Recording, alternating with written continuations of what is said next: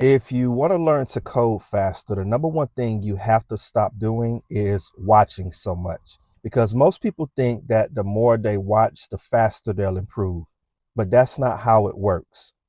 I know watching feels like progress. You're consuming something, you're learning something new, you're being introduced to new concepts, to new theories, but that's not going to actually build the skill.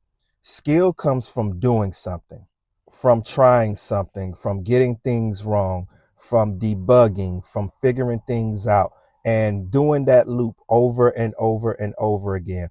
That's the way you improve a skill.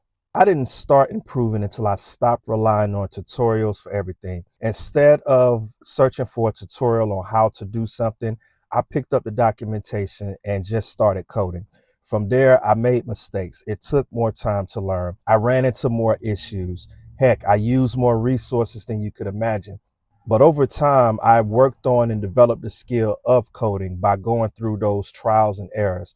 And the more and more that I did, and the more and more things that I accomplished and hurdles that I got over, the better I got at coding. Because now I wasn't just watching someone else do something, I was actually solving a problem.